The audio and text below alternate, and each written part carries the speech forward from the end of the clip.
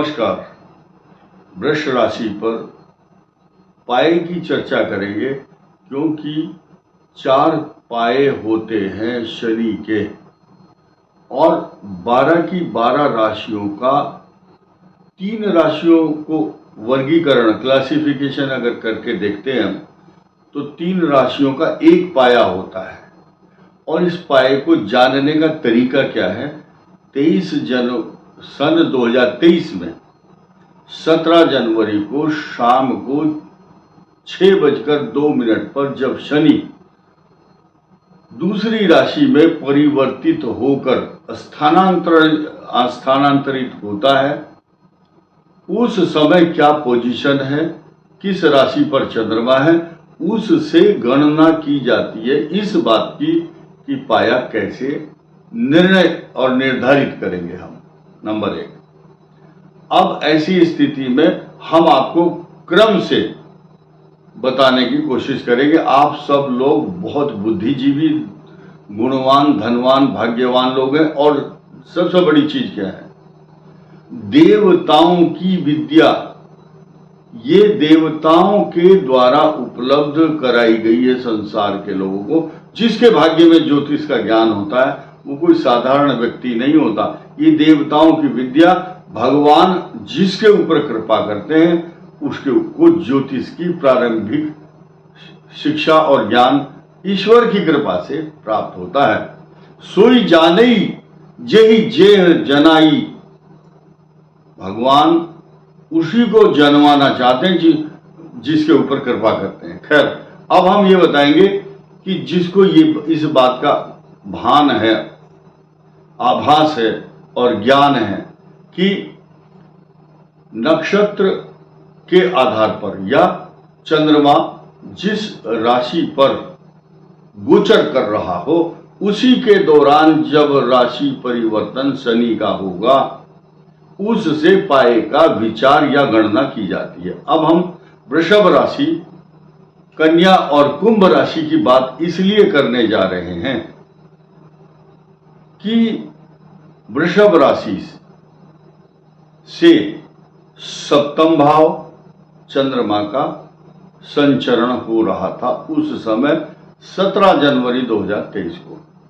कन्या राशि से तीसरे भाव में हो रहा था और कुंभ राशि से 10वें भाव में चंद्रमा का गोचर था। तो इन तीनों के लिए तांबे का पाया कहा गया है।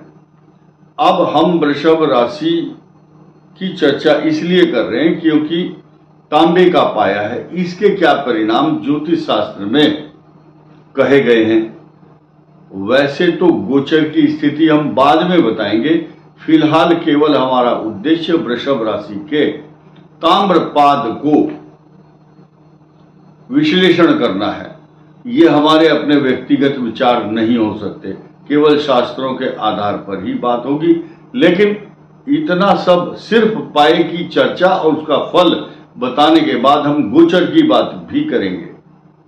क्यों ना वृषभ राशि पर ताम्रपाद की चर्चा की जाए। नंबर 1, जब ताम्रपाद होता है ऐसी स्थिति में कार्य और व्यवसाय, आपका जो जॉब है, नौकरी, व्यवसाय, तरक्की, इन सब से संबंध रहता है। और ताम्रपाद जब चलता है तो लाभ होता है, पद का लाभ होता है, इंक्रीमेंट, प्रमोशन, तरक्की।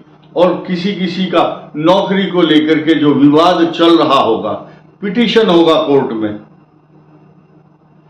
उसको विजय जरूर प्राप्त होगी। और ये मैं मानता हूं कि 29 मार्च 2025 तक ये ताम्र जो पाया है ये आपको बहुत उच्च शिखर पर पहुंचाएगा।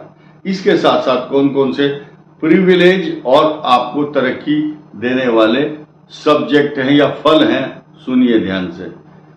जब तांबे का पाया होता है तो उन्नति मिलती है, मार्ग प्रशस्त होते हैं, यानी कि आपके मार्ग में आने वाली बाधाओं का निराकरण और समाधान मिल जाता है।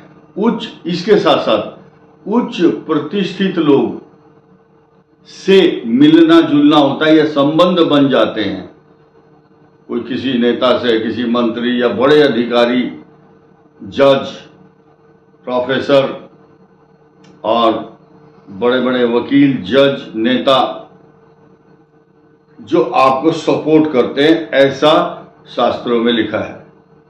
ये हमारे अपने व्यक्तिगत विचार नहीं है।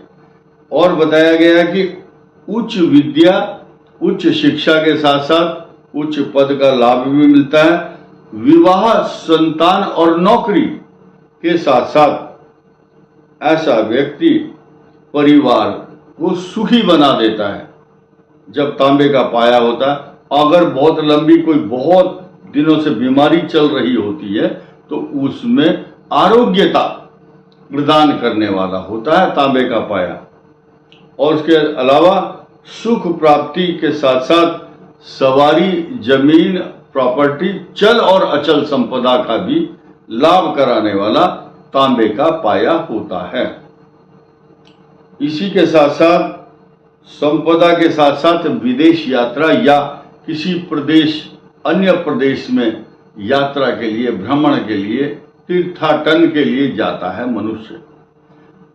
यहां प्लस पॉइंट ये भी है कि इस बीच में ही, इसी दौरान सन 2023 से, जब जनवरी से ताम्रपाद शुरू हुआ था, उसी दौरान अचानक खुशी का समाचार 31 अक्टूबर को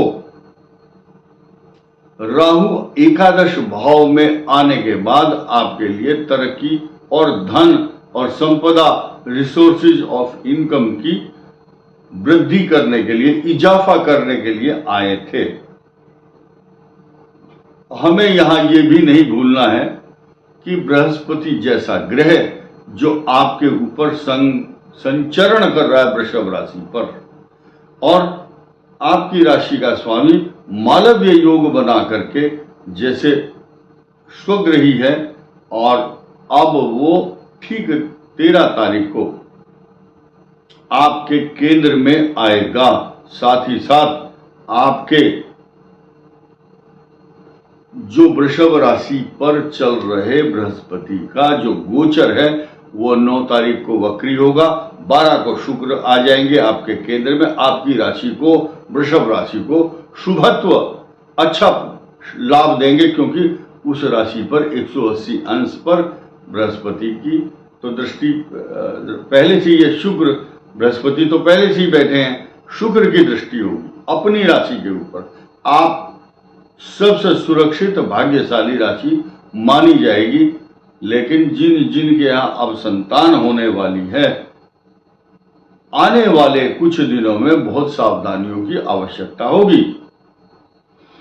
खास तौर से जब चंद्र ग्रहण जैसी स्थिति हो या पंचम भाव में केतु चल रहा हो तो संतान के प्रति कुछ समय के लिए चिंता का कारण बनता ही बनता है।